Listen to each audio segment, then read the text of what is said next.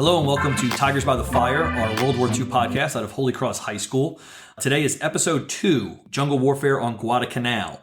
Our two guest hosts are Evan Jones and Luke Ashley. Hello. Hi. Today we're going to be talking about Guadalcanal. Guadalcanal is the first major land battle in the Pacific Ocean. It comes on the heels of victories at Midway, which turned the tide of the war in the Pacific. And in a lot of ways, Guadalcanal is a kind of fascinating event because it differed a lot from Europe and it exposed the United States Marines to jungle warfare at that time. So I'm going to turn it over. I think Evan's going to lead us off and we're going to get started. All right. So firstly, when looking between the difference of the European theater of war and the Pacific, there's one major difference. That is the strategy that they used. And for the Pacific, they chose island hopping, which is picking and choosing which island that you want to attack. So the United States would choose to attack the less fortified Japanese islands and not attack the heavily defended islands that resulted in lots of casualties. Yeah, island hopping, to your point, Evan, was a really important strategy because it allowed the United States to kind of pick and choose where they wanted to fight. And Japan had taken over so much territory, as we talked about, in a couple of years, that it almost seemed insurmountable. And Guadalcanal, obviously, in the Solomon Islands, this whole chain is going to have to be taken. And a little bit further on, they're going to pass up Rabaul, which was heavily fortified, and move on to New Guinea. So you're right, this was a big-time important strategy. Unlike Europe, where they kind of had to take varying degrees, like you had to take France, you had to take Italy, though that's debatable, to win the war. And so this is a totally different type of strategy going forward. And it's also just, I think, geographically bigger, too, which is, I think, important. Luke? And going along with the island hopping strategy and what Coach said, in the Pacific, when you can take these different islands, you are allowed to pass up a few and take these islands that allow you to get closer to these targets, because back in the 1940s, manufacturing technology wasn't as advanced as it is currently, and airplanes weren't allowed to travel as far. So having every little advantage that you can, controlling the Solomon Islands, which Guadalcanal was pivotal for this, that it allowed you to get that much closer to Japan and gain the supplies needed, transportation needed to get you that much closer to Japan and other areas within the Pacific. Yeah, because this is the world's first kind of aerial bomber war. And we are limited in 1942 and in 43 as to the distance in which these bombers can travel. It's not until the B-29s come out, and that's at the end of the war, late 44, early 45, that we see these really long, 17-hour flights that bomb mainland Japan. But for right now, right, you have your Liberators, then you have your Flying Fortresses, and so these things do have a limited range. So you're right. I mean, this allows them to continuously move up. So each island is going to lead to another island, It can almost seem endless at times. All right, so next we're going to examine the Battle of Guadalcanal itself, and it is interesting to know that this was a two-phase battle in the sea and also on the ground. So we're going to start with the naval campaign, which I find kind of ironic because all these carriers and battleships that the Japanese were given to them by the United States, because they were an island, so they didn't really have access to that much steel. So we would basically supply them with steel. And so the first instance where we see the Japanese and United States fight is when we detect a large quantity of ships on a radar, and we think this is just like a malfunction or something, but then it turns out we realize that the Japanese are right on top of us and they start pummeling our ships. And it's important to know that in these naval campaigns that they're not really hour-long skirmishes. It's really pinpoint and fast for several minutes, and it really took a you have to really keep your head and always be switched on during these naval engagements. And I wanted to add to continue on with what Evan said with the ground support and the Navy support. It also had air support within it. And a fact about this battle is that every branch of the U.S. military fought in this battle. So that means the Army, the Coast Guard, the Navy, the Marines. The Army mainly provided infantry to assist Marines in the landings. And they sent planes and pilots to operate out at Henderson Field, which we'll get into a little later. The Navy provided logistics, shore bombardments, and aviation support.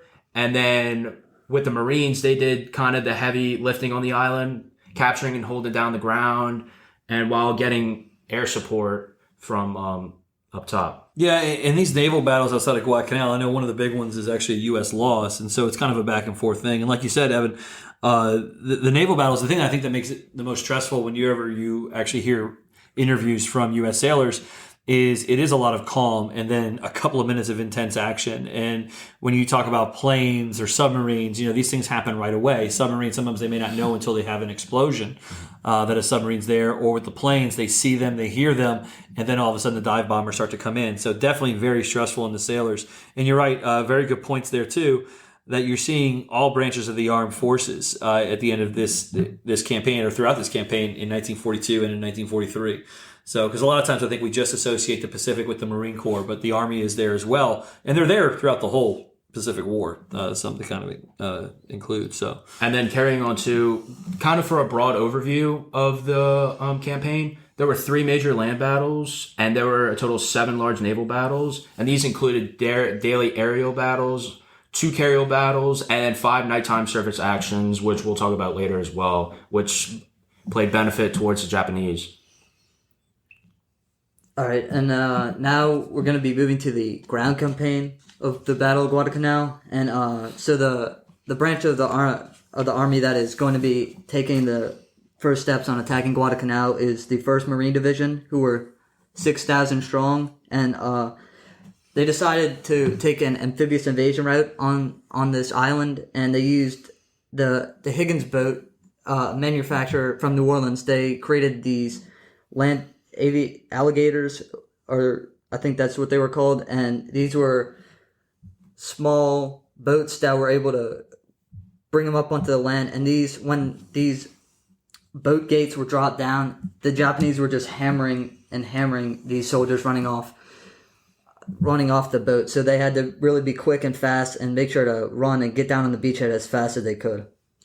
And then something interesting I found as well, carrying on with what Evan said, is actually the first landings benefited the Allies with the weather, because the Navy really wasn't spotted until it was bombarding the beaches because storms limited the Japanese visibility. And because before all this, Japanese reconnaissance, which was a military survey that obtained info about the enemy military forces, they flew near the United States fleet.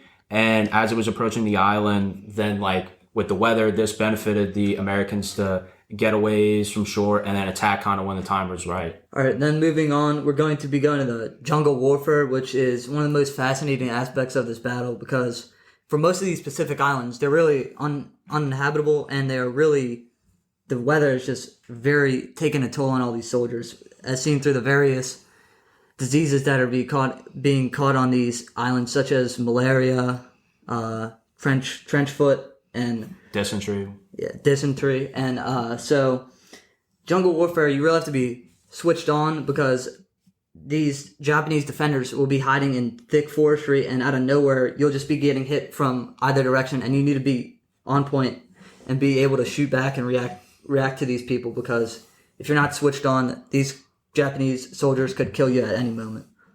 Yeah, I think that led to a lot of the stress that the soldiers faced, was that this is a very much an unconventional type of war. It's not going to be, big fronts like you see in Europe, not going to be big tank movements and these big open fields in France. You're seeing a lot of just small unit hit and run attacks. We both do it, obviously. The United States Marine Corps fights back just as fiercely as the Japanese. Now, one thing I think that's kind of interesting is just the amount of soldiers needed to actually do this. It's a rather large battle. And as you guys kind of looked or said, the 1st Marine Division was 6,000 that landed, but they're one of a couple different divisions. And the Japanese defenders, of course, are dug in. And so they use all the jungle to their advantage. In jungle warfare, I think, too, there's also this fight against nature that takes place as well. And like you guys said, they're fighting diseases, but there's also wildlife there as well that they have to deal with. What about the Japanese defenders? Throughout their time on the islands, they are able to adapt to their environment, which I believe is a strong part of the battle, is being able to accept the position you're in and remove all sense of normalcy and morality to adapt to this environment and the Japanese would do things like standing in trees, making animal noises, attacking at the perfect time, just to instill fear into all these American people, which does get to them in a variety of ways that I'll talk about later on, with the different psychological effects that make a lasting effect on the men that make it out of the battle alive. And I think that was part of the intimidation factor too, is that for U.S. soldiers, the ambushes come with such frequency, and you're right. I mean, they can hide in plain sight, and to combat that, the U.S. soldiers in turn also had to equally adapt to these environmental constraints. So I think that's important to recognize. And I know you guys have in there this is the first time we faced Japanese soldiers, right?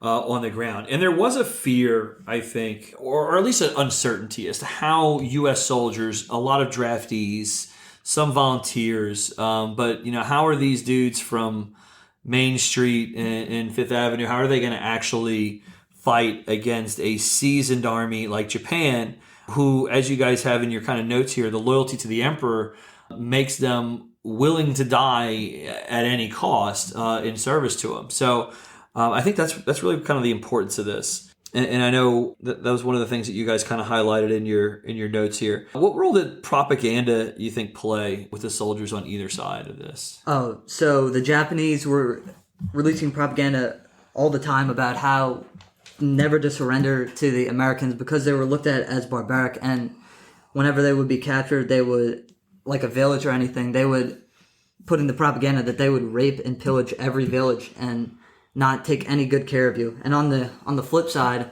the Americans were being fed this propaganda that the Japanese will not take good care of you, and they would also torture you to the death. And this was really the first time we see it's a war of race, because in American propaganda, we look at Japanese people, they're portrayed as vermin and rats in one specific instance where we were showing propaganda in class.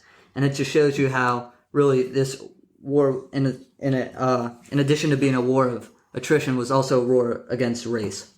Similar to what Evan talked about with the idea of fighting until the end, in totality, the goal is never surrender. That's the broad message that is given to everyone. Surrendering may be the same thing as dying, based in a sense, except you're still alive and you live with that shame as you didn't die for the emperor. You look at instances in history like Pearl Harbor. If they aren't able to attack their target or hit their target, they're going to do everything they can to fly into these ships and destroy cause as much carnage as they can, because once they set out for this job, they are given that realization that their life is over in a sense.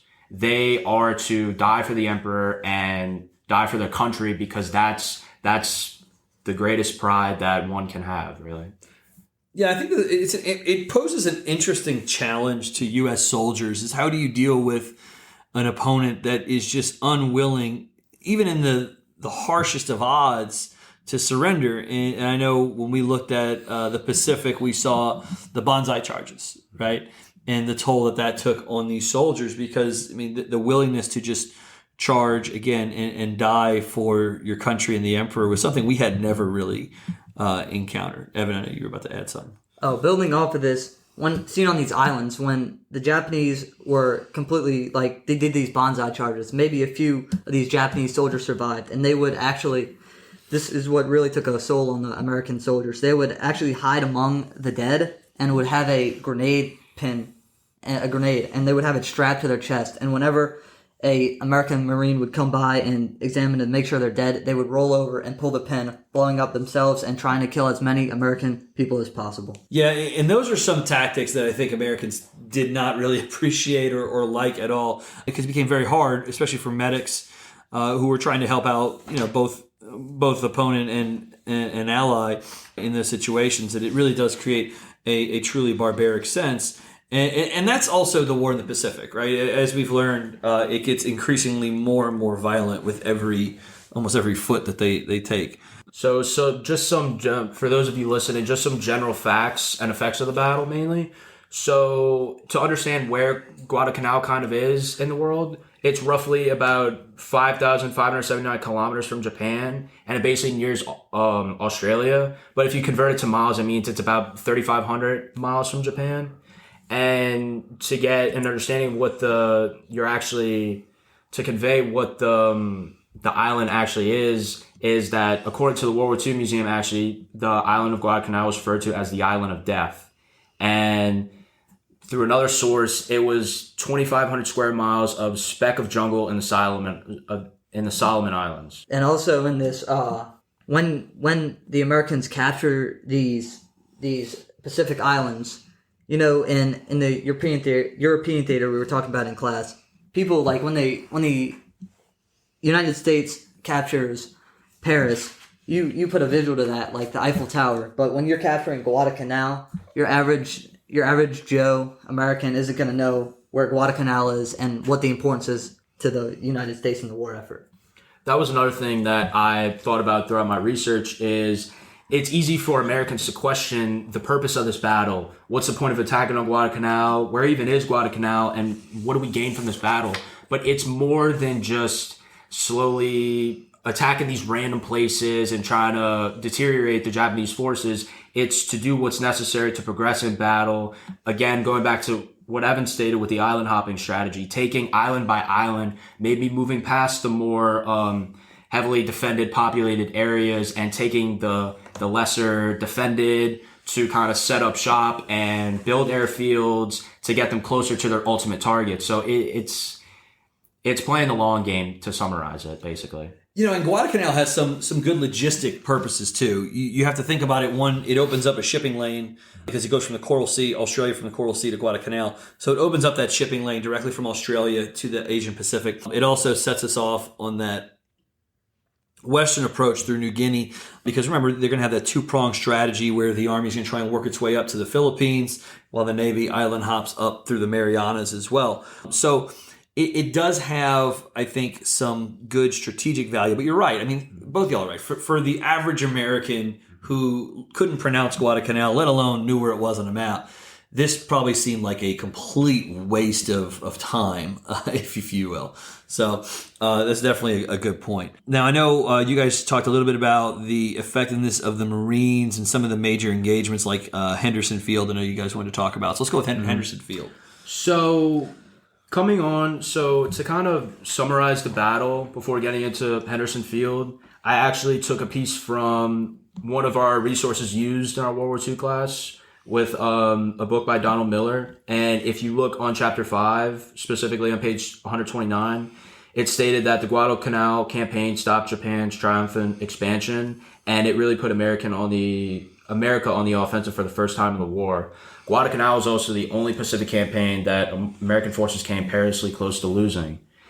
And again, I know I said this earlier, but it was the first, or stated earlier, that this was the first major offensive and decisive victory for the Allies in the Pacific theater, and the battle was known to be the turning point of the Pacific War.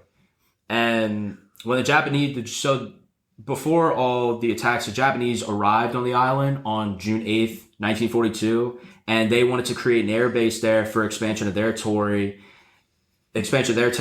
to allow for closer range for their targets by controlling these different islands. And again, this was one of the sections of the Solomon Islands, as we stated earlier.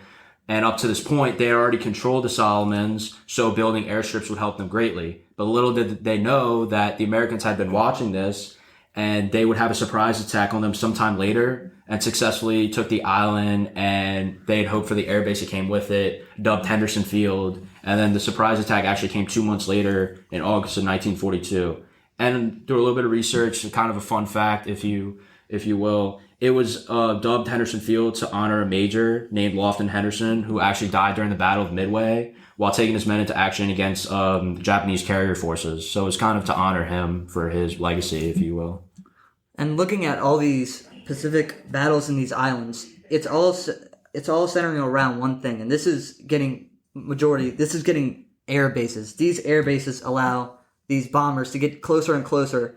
And for the next island that these American soldiers are going to attack, they're going to first launch an aerial raid and bomb these Pacific islands. Although it didn't affect too many casualties because these Japanese soldiers were dug into the ground and in nature. But all these are of utmost importance because they want these airfields to get closer and closer to mainland, which will eventually lead up to the atomic bomb, and even the firebombing of Tokyo, as we've seen with the first podcast. Yeah, and I think that's kind of the big strategic goal, is that to ultimately get to Japan and inflict or at least implement the war on the Japanese people. One point that I thought you brought up that was really good was that this wasn't like a clean-cut victory. A lot of times we think like this in history textbooks, especially U.S. history, it tends to be about 4 sentences on Guadalcanal, really hard fought, horrible jungle warfare, and we won. But the reality is the first couple of weeks the Marines were stranded, right? And there was a naval battle that we lost. So this was a really long, drawn-out fight. And it brings me to, and you guys talked about doing this after, was a scenario in the World War II Museum. In their curriculum setup, they have these little scenarios. And this one, to paraphrase it, essentially asks, if, FDR, you're FDR, right? Should you release the casualty numbers at the end of the Battle of Guadalcanal for the United States? Because and so that was the kind of question that we had looked at. All right, so if I was FDR in this situation, I would actually choose to release these death tolls to show the ferocity, and two, the fact that we need as many people to lay their lives down as we can to fight this war to eventually end it. Because in the mainland, in the United States, these people, they've just defeated the war in Europe, but now they're looking at this war in the Pacific, and they're like, I do not want to go down this route again and have to do this again. I agree with what Evan said, except for the fact that if these numbers come out, it could kind of deter these civilians from wanting to join the war cause after seeing some of the psychological effects that I'll discuss later, seeing what these men will go through and endure, especially on these islands, which is a kind of a good lesson for you to look at these instances in history and think that, would this really be something that an average citizen would want to lay down his life for? So I'm on the contrary, and I think FDR should hold these reports back, and the Americans should kind of keep this silent, because if you come out about these numbers that you might not make as much money towards the war cause, people might hold back from wanting to, through seeing the horrors that these men suffered, seeing that the U.S. lost, from a number standpoint, you can think, okay, 1,600 men, that's not as bad as other battles, but 4,200 people got wounded, and way more thousands of people died to different diseases, such as malaria, as Evan said earlier, and other tropical diseases on the island. And as mentioned earlier, dealing with wildlife there, along with the psychological effects. So if these numbers are released, it can deter these citizens from wanting to participate in the war effort. And yeah.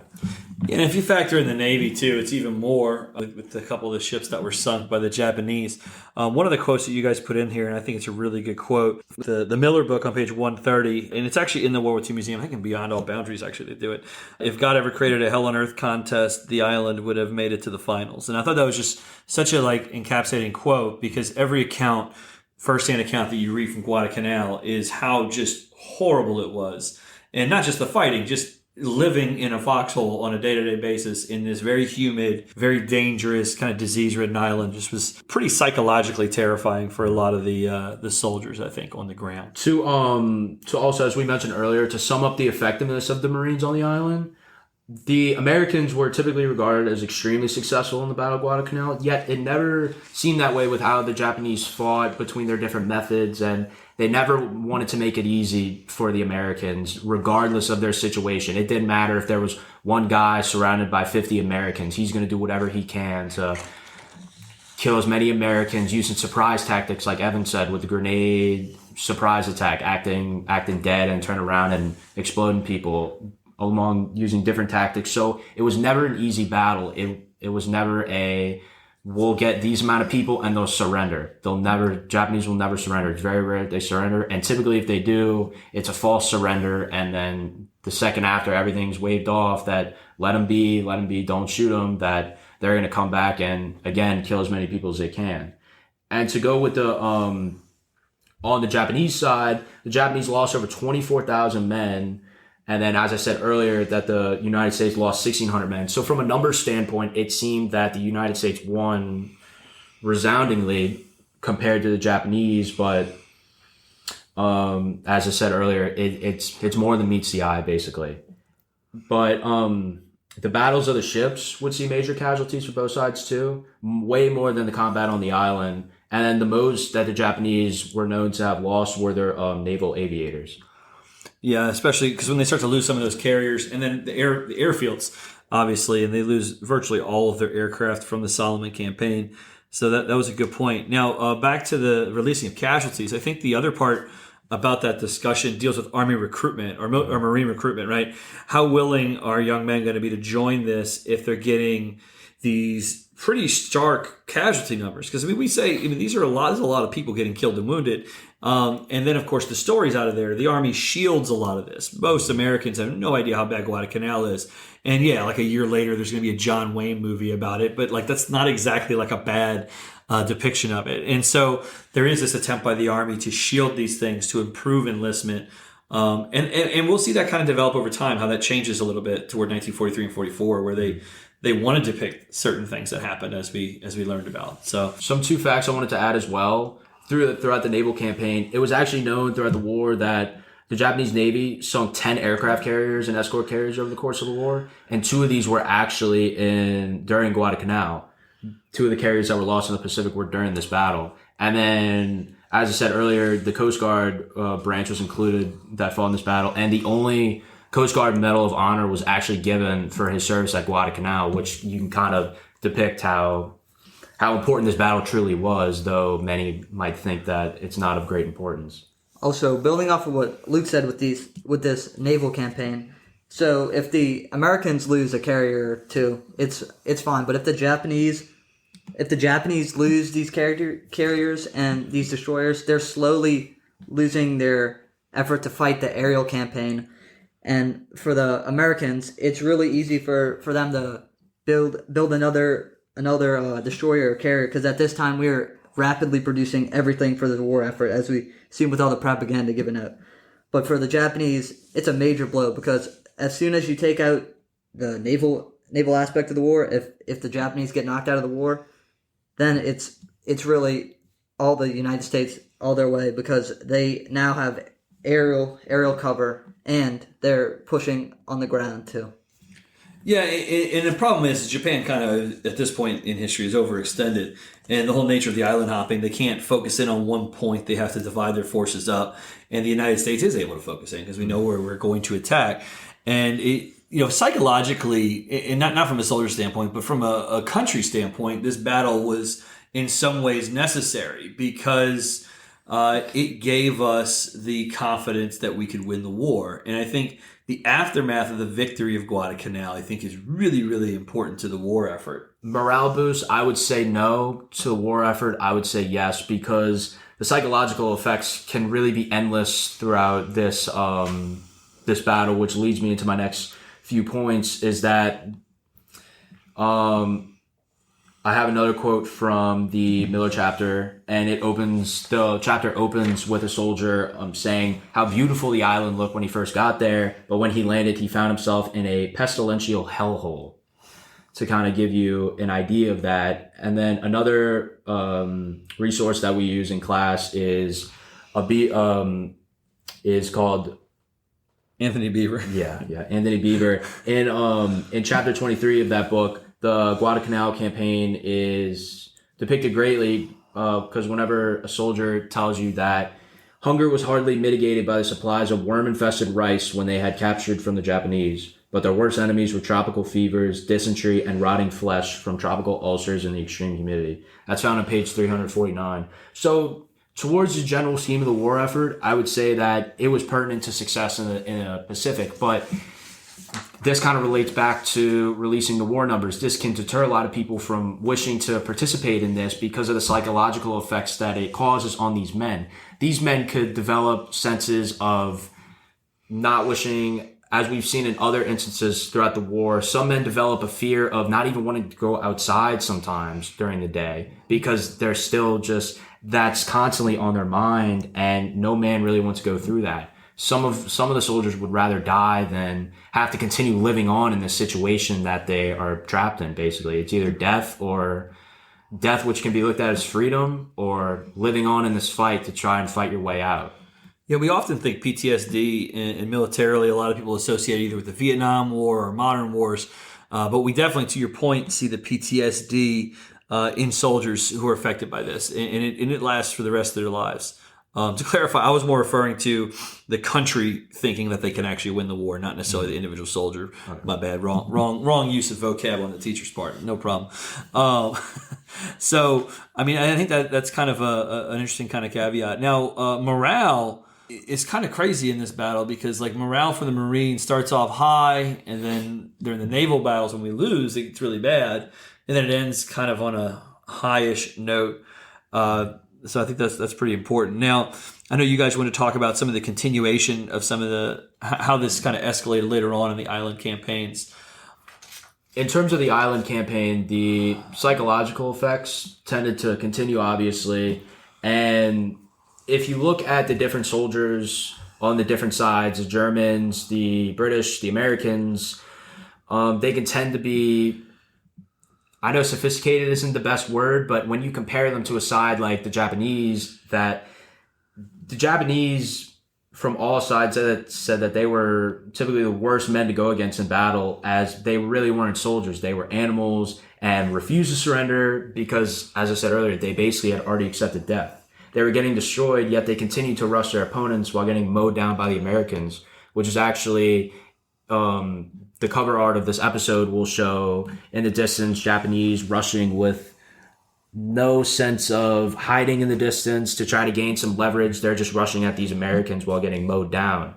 Which while we watch in class, a series called The Pacific, in an episode regarding this battle, again, the Japanese would rush down to these Americans and get destroyed by all of them within a matter of minutes. And then the Americans would toy with these Japanese soldiers, leaving like one left by like shooting him maybe in his leg to get him to suffer, and then maybe in his rib to keep him alive, but to continue to cause him to suffer, which could show that the Americans are evolving to adapt to the situation and fit kind of the Japanese standard style of combat, I guess. Yeah, it becomes horrific on both sides in the Pacific theater, and the longer U.S. soldiers are in this combat, the quicker, or the more they break down their kind of humanity. And now I think, when looking at the Japanese, I don't think the term sophisticated is quite right, but I think definitely you can look at them and say that the ferocity in which they're fighting and the complete cultural difference, I think, is what really is jarring.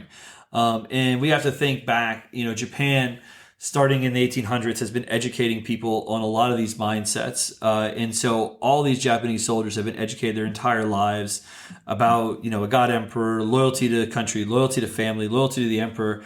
And so dying in combat is looked at as much better than retreating or surrendering.